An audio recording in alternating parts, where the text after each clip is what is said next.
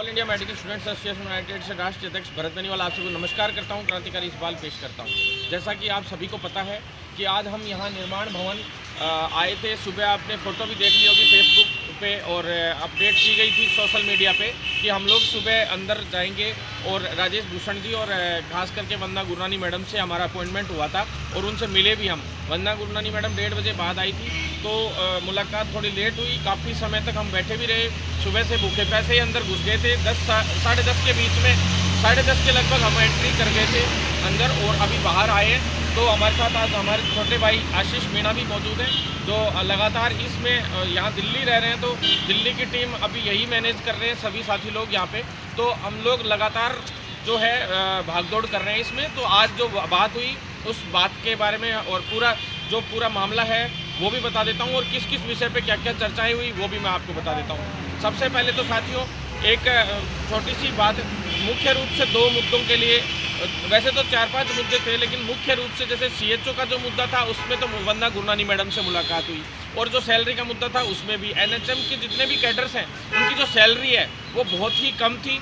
तो एक मजबूत PIP बनवाकर हम लोगों ने यहाँ से भिजवा दी है। लगातार हम लोग दिल्ली आ रहे थे, उसकी एक बड़ी सफलता हमें मिली है।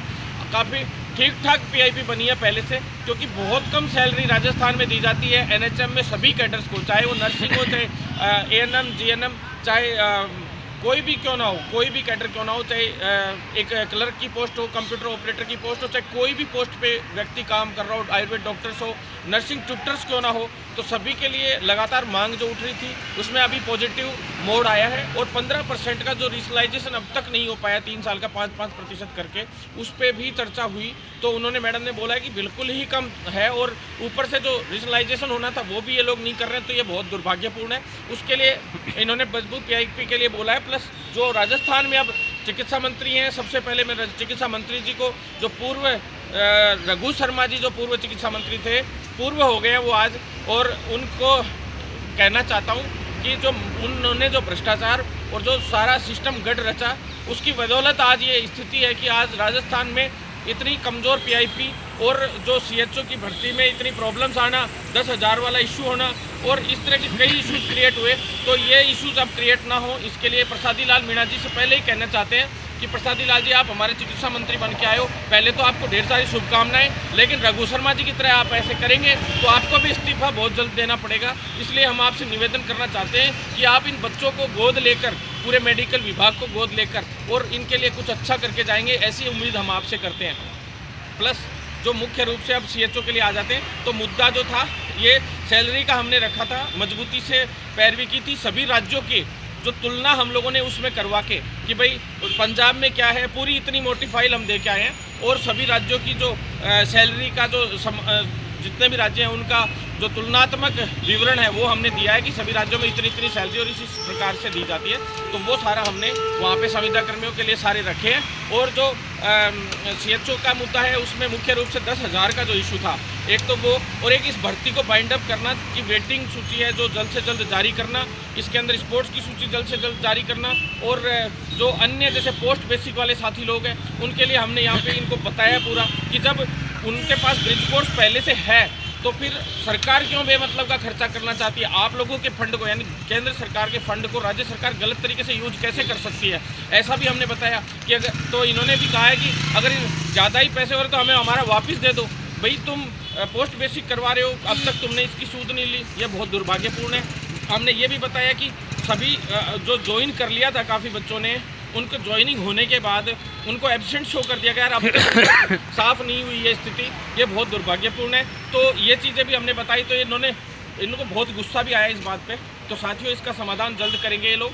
तो 10,000 का जो इशू है वो भी हमने बता दिया कि गवर्नमेंट कॉलेजेस में दिया जा रहा है, प्राइवेट कॉलेजेस में नहीं दिया जा रहा। इस तरह का कोई नियम ही नहीं है, इन लोगों ने खुद ने बताया। और इन्होंने बताया कि बोर्डिंग के लिए भी चूज़ करवाने थे, हॉस्टल्स कॉलेजेस के बच्चों को पहले तो कॉलेज चूज़ करवाना था, फिर हॉस्टल चूज़ करवाने थे। सारी चीज़ें हमने इनको बताई और इन्होंने कहा है कि इस पर जल्द से जल्द हम इनसे जवाब मांगेंगे राज्य सरकार से, और जो राज्य का NHM विभाग है उनके MD से भी जवाब मांगेंगे। और वहाँ से जैसे अभी दिल्ली की टीम आई थी इससे पहले, पिछले सप्ताह जब जब हमारा आंदोलन चल रहा था तब भी उनको हमने शिकायत की थी और उन्होंने इनसे जवाब मांगा था और कहा था कि 10-10 हज़ार का इशू तुरंत प्रभाव से सॉल्व करो और CHO की इस भर्ती को बाइंड अप करवाने के लिए, बाइंड अप मतलब इस भर्ती को पूरा करके तुरंत प्रभाव से अगली भर्ती की विज्ञप्ति जारी की जाए, इसके लिए भी हमने मांग रखी थी। तो ये भी अब पॉजिटिव रहा है। प्लस जो CHO की अगली भर्ती है उसके अंदर जो नियम संशोधन है वो करने जा रहे हैं, केवल CCH के लिए करना चाहते हैं, जबकि सभी बच्चों को मौका मिले, सभी बेरोजगार युवाओं को मौका मिले, ऐसा हम चाहते हैं, ताकि कोई किसी भी के साथ भी अन्याय ना हो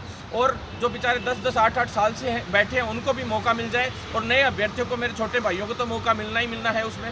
तो साथियों, ऐसे में ये है कि भाई जल्द से जल्द इसका समाधान करके पुराने नियमों से ही भर्ती करवा दे, वो ज़्यादा बेहतर रहेगा, ताकि कोई कोर्ट में नहीं जाए, किसी प्रकार की दिक्कत नहीं आए। उसमें इन लोगों ने ये बताया है, हमने जब ये मांग रखी तो इन्होंने ये कहा है कि हम जब हमें CCH कंप्लीट करे हुए यानी ब्रिज कोर्स करे हुए अगर अभ्यर्थी मिलते हैं तो हम अब 1,04,000 रुपये हमारा ब्रिज कोर्स का खर्चा होता है पर कैंडिडेट पे, तो वो क्यों करना चाहेंगे। तो इसलिए इन्होंने ये सामने से दिया था। तो एक बार मंत्री मैडम आ जाती हैं तो उनके आने के बाद ही इस पे फैसला हो पाएगा पूरी तरह से। मंत्री मैडम अभी महाराष्ट्र गई हुई हैं अपने क्षेत्र में 6 से 7 दिन के लिए, और लगेंगे अभी उनको आने में। और मनसुख मांडविया जी भी अभी बाहर थे, आपको मैंने बता ही दिया होगा वीडियो में। अभी ज़्यादा से ज़्यादा वीडियो शेयर जरूर करें जिससे हर एक अभ्यर्थी तक ये वीडियो पहुंच सके। और हम इसमें आंदोलन करने जा रहे हैं, जो रणनीति अब दिल्ली से तय होगी पूरी की पूरी, और राजस्थान से भी बड़ी रणनीति तय होगी, दोनों तरह से। तो साथियों, आगे आने वाले भविष्य में जो जितने भी युवा जो पास आउट होकर आ रहे हैं उनके लिए बड़ा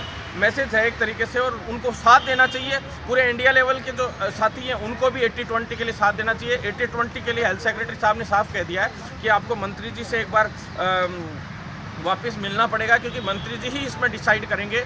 80-20 पे पहले भी 3 मीटिंग्स हो चुकी हैं आप लोगों की वजह से। लगातार हमारे अपन लोगों ने जो दबाव बनाया था, कई राजनीतिक लोगों से भी, जो सांसद हों, चाहे केंद्रीय मंत्री हों, चाहे विधायक हों बीजेपी के, सभी को हम लोगों ने ज्ञापन भी दिए थे और सभी तक हम पहुंचे थे। ज़बरदस्त दबाव बनाया था, उसका फल था कि 3 बार मीटिंग हो चुकी है। लेकिन जैसे ही ये नए मंत्री जी आए तो आते ही नोट सेट अगला नोट सेट जल्द से जल्द जारी किया गया, क्योंकि एम्स के कुछ अभी भी आज की तारीख में एम्स के कई डायरेक्टर्स ऐसे हैं 3-4 जो नहीं चाहते कि 80-20 रिमूव हो, और कैसे भी करके इन्होंने मंत्री जी तक जैसे ये बात पहुंची और उन्होंने इसको संज्ञान में लेना शुरू किया, उससे पहले जानबूझकर इस भर्ती को तुरंत प्रभाव से नोट सेट को करवा दिया एग्ज़ाम को, और जल्द से जल्द प्रक्रिया तेज़ करके, ताकि ये भर्ती कैसे भी निपट जाए। अगली भर्ती तक तो चलो जो भी संशोधन हो नहीं हो, क्योंकि अपने लोगों का दबाव बहुत मजबूत था और मंत्री जी इसको पॉजिटिव ले भी रहे थे, इतने में ही रोकने का प्रयास हुआ। तो साथियों, इस दबाव को और तेज़ करना है, आंदोलन भी बढ़ाना है इसमें,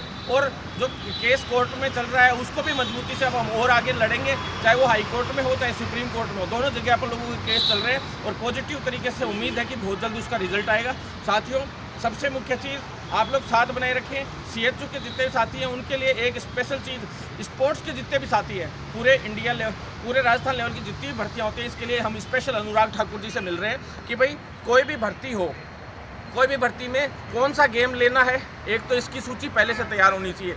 कौन कौन से उस गेम से रिलेटेड कौन कौन सी फेडरेशंस को पहले से मान्यता दे रखी है, वो एकदम तय होनी चाहिए, ताकि कोई भी अभ्यर्थी फॉर्म भरे तो कोई फर्जी अभ्यर्थियों के चक्कर में जो फेयर अभ्यर्थी है उनके साथ विश्वासघात ना हो, और उनकी 1-1, 2-2 साल तक लिस्टें नहीं आती है, बहुत दुर्भाग्यपूर्ण है। इसलिए सारा सिस्टम पहले से तय होना चाहिए कि इस फेडरेशन और इस पूरे सिस्टम को मान्यता है और इस गेम को मान्यता है। जो गेम उसके अंडर में नहीं आता है तो उसको बाहर कर रखा है, तो पहले से लिस्ट में नाम होना चाहिए, ताकि कोई भी व्यक्ति इस तरह से जो फेयर अभ्यर्थी वो तो कम से कम शिकार ना हो और फर्जी अभ्यर्थी भी इसमें एंट्री नहीं कर पाए। बाकी साथियों, आप लोगों से निवेदन है, साथ इसी तरह बनाए रहेंगे तो बहुत मजबूती से हम आगे बढ़ेंगे। कल सुबह भी हमारी उम्मीद है कि भी हम लोग कुछ और इन्हीं मुद्दों से संबंधित फाइल पुटअप करवाएंगे। तो CHO की जो फाइल है यहाँ पे, जो नियम संशोधन की, वो फाइल कल हम पुटअप कराने की कोशिश करेंगे। जो पुराने नियम है उसी के अनुसार ही भर्तियाँ हों पूरे इंडिया लेवल पे, हर एक राज्य के अंदर।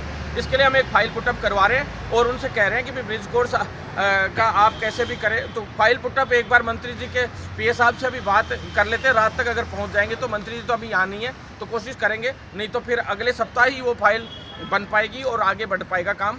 धन्यवाद साथियों, लेकिन ज़्यादा से ज़्यादा शेयर ज़रूर करें। इनकलाब जिंदाबाद।